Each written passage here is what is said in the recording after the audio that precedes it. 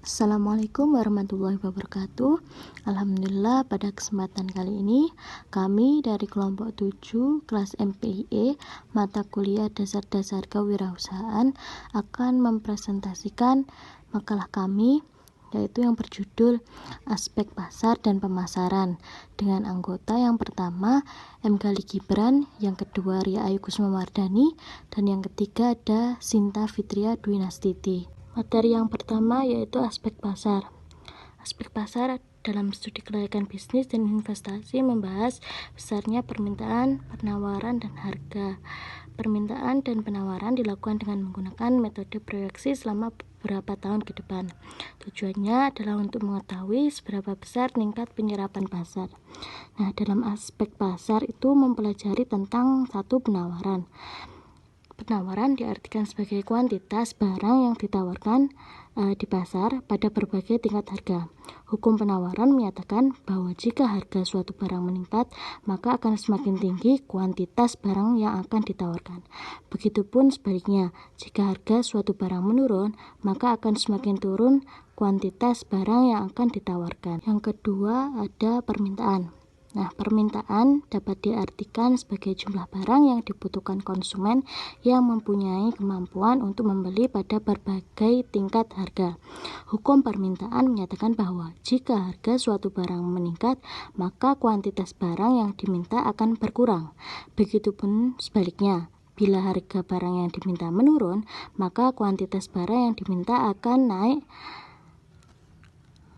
atau asumsi ceteris paribus. Yang ketiga ada bentuk pasar. Nah, bentuk pasar ini dapat dilihat dari sisi produsen dan sisi konsumen. Dari sisi produsen, pasar dapat dibedakan atas pasar persaingan sempurna, pasar persaingan monopolis, oligopoli, dan monopoli. Sedangkan pasar dilihat dari sisi konsumen dapat dibedakan menjadi 4 bentuk, yakni pasar konsumen, pasar industri, pasar penjual kembali atau reseller, dan pasar pemerintah. Yang kedua ada pemasaran. Pemasaran adalah suatu proses sosial dan manajerial di mana individu dan kelompok memperoleh apa yang mereka butuhkan dan inginkan dengan cara menciptakan serta mempertukarkan produk dan nilai dengan pihak lain. Hal pokok yang perlu dianalisis dalam aspek pemasaran terdiri dari A. Segmentasi pasar. Segmentasi pasar artinya membagi pasar menjadi beberapa kelompok pembeli yang berbeda yang mungkin memerlukan produk atau marketing mix yang berbeda pula. Nah, beberapa aspek utama untuk mensegmentasikan pasar adalah aspek geografis, demografi, psikografis, dan perilaku. B. Ada sasaran pasar. Analisis dapat dilakukan dengan menelaah 3 faktor, yaitu yang pertama ukuran dan pertumbuhan segmen seperti data penjualan terakhir dan margin laba. Terus ada kemenarikan struktural segmen dari segi profitabilitas. Terus ada sasaran dan sumber daya perusahaan. Selanjutnya yaitu menentukan posisi pasar. Penentuan posisi pasar dapat dilakukan dengan mengikuti 3 langkah, yaitu 1. Mengidentifikasi keunggulan kompetitif, yang kedua memilih keunggulan kompetitif, dan yang ketiga mewujudkan dan mengkomunikasikan posisi. Kemudian analisis persaingan. Dalam menetapkan strategi pemasaran kompetitif yang efektif, studi kelayakan bisnis perlu juga mencermati produk, harga, saluran distribusi maupun promosi yang dilakukan oleh pesaing terdekat. Langkah-langkah dalam menganalisis pesaing yaitu 1. Mengidentifikasi pesaing. Yang kedua yaitu menentukan sasaran pesaing. Yang ketiga mengidentifikasi pesaing. Yang keempat menilai kekuatan dan kelemahan pesaing. Dan yang kelima mengestimasi pola reaksi pesaing dan memilih pesaing. Kemudian yaitu bauran pemasaran. Manajemen pemasaran akan dipecah menjadi 4 kebijakan pemasaran yang lazim disebut bauran pemasaran atau marketing mix atau 4P. Dalam pemasaran yang terdiri dari 4 komponen yaitu produk, harga atau price, tempat atau place, dan promosi. Sedangkan untuk produk jasa dikenal dengan 7P, sama dengan marketing mix, produk tetapi ditambah dengan proses, people, dan physical. Kemudian selanjutnya tujuan perusahaan dalam pemasaran. Secara khusus dalam aspek pasar dan pemasaran, bahwa tujuan perusahaan untuk memproduksi atau memasarkan produknya dapat dikategorikan sebagai berikut. 1. Untuk meningkatkan penjualan dan laba. Artinya, tujuan perusahaan dalam hal ini bagaimana cara memperbesar omset penjualan dari waktu ke waktu. Dengan meningkatnya omset penjualan, maka diharapkan keuntungan atau laba juga dapat meningkat sesuai dengan target yang ditetapkan. Yang kedua yaitu untuk menguasai pasar. Untuk perusahaan jenis ini, jelas tujuannya bagaimana caranya menguasai pasar yang ada dengan cara memperbesar market share-nya untuk wilayah tertentu. Peningkatan market share dapat dilakukan dengan berbagai cara, baik dengan cara mencari atau menciptakan peluang baru atau merebut market share pesaing yang ada. Yang ketiga yaitu untuk mengurangi saingan. Tujuan perusahaan model ini adalah dengan cara menciptakan produk sejenis dengan mutu yang sama tetapi harga lebih rendah dari produk utama. Tujuannya adalah untuk mengurangi saingan dan antisipasi terhadap kemungkinan pesaing baru yang akan masuk ke dalam industri tersebut. Yang keempat yaitu untuk menaikkan prestis produk tertentu di pasaran. Perusahaan memasarkan adalah untuk meningkatkan prestise produk di depan pelanggannya dengan cara promosi atau cara lainnya. Cara lainnya juga dilakukan dengan meningkatkan mutu selera yang sesuai dengan keinginan konsumen. Yang kelima yaitu untuk memenuhi pihak-pihak tertentu. Tujuan ini biasanya lebih diarahkan untuk memenuhi pihak-pihak tertentu dengan jumlah yang biasanya terbatas. Misalnya permintaan pemerintah atau lembaga tertentu. Selanjutnya, saya akan membahas tentang segmentasi pasar, pasar sasaran, dan posisi pasar.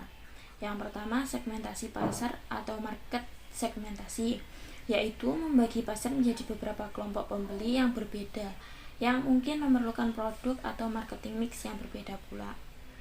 Variabel untuk melakukan segmentasi pasar ada dua, yaitu segmentasi pasar konsumen dan yang kedua segmentasi pasar industrial. Segmentasi pasar konsumen menurut Philip Kotler yaitu yang pertama, segmentasi berdasarkan geografis, terdiri dari bangsa, provinsi, kabupaten, kecamatan, dan iklim. Dan yang kedua, segmentasi berdasarkan demografis, terdiri dari umur, jenis kelamin, ukuran keluarga, daur hidup keluarga, pendapatan, pekerjaan, pendidikan, agama, ras, dan kebangsaan. Yang ketiga, segmentasi berdasarkan psikografis, terdiri dari kelas sosial, gaya hidup, karakteristik, dan kepribadian. Yang terakhir, segmentasi berdasarkan perilaku, yaitu terdiri dari pengetahuan, sikap, kegunaan, tanggap terhadap suatu produk.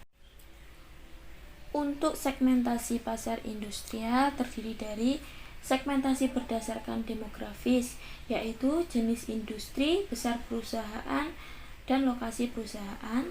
Yang kedua, karakteristik pengoperasian, yaitu teknologi yang difokuskan, status pengguna, dan kemampuan pelanggan. Yang ketiga, pendekatan pembeli, yaitu organisasi berfungsi pembeli, sifat hubungan yang ada, struktur kekuatan, kebijakan pembelian umum, dan kriteria. Yang keempat, karakteristik personal industri, yaitu kesamaan pembeli, sikap terhadap resiko, dan kesetiaan.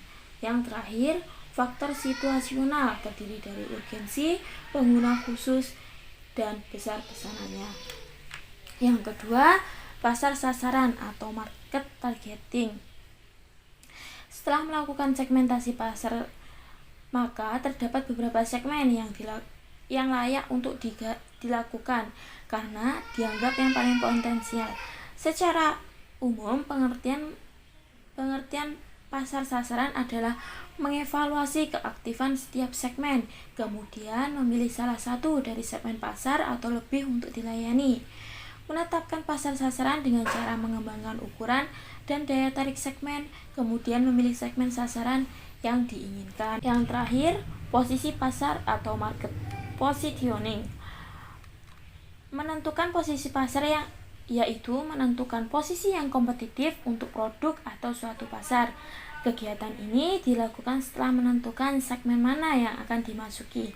Maka harus pula kita menentukan posisi mana yang ingin ditempati dalam segmen tersebut. Tujuan penetapan posisi pasar adalah untuk membangun dan mengomunikasikan keunggulan bersaing produk yang dihasilkan ke dalam benak konsumen. Seperti halnya mobil Mercedes diposisikan sebagai mobil mewah, mobil Kijang diposisikan sebagai mobil keluarga, dan mobil Suzuki Cherry diposisikan sebagai mobil angkatan. Selanjutnya, peramalan di masa yang akan datang. Peramalan merupakan pengetahuan dan seni untuk memperkirakan apa yang akan terjadi di masa yang akan datang pada saat sekarang. Peramalan harus mencari data dan informasi masa lalu yang merupakan perilaku yang terjadi di masa lalu dengan berbagai kondisi pada saat itu. Kondisi ini menyebabkan perilaku data dan informasi tersebut bisa dijadikan acuan bagi kondisi sekarang dan di masa yang akan datang. Hal ini diperlukan mengingat di masa yang akan datang penuh ketidakpastian. Secara umum, langkah-langkah yang dilakukan dalam peramalan yaitu mengumpulkan data, mengolah data, menentukan metode peramalan, memproyeksikan data, dan yang terakhir mengambil keputusan. Sekian pemaparan materi dari kami. Apabila ada kurang lebihnya, kami mohon maaf. Wassalamualaikum warahmatullahi wabarakatuh.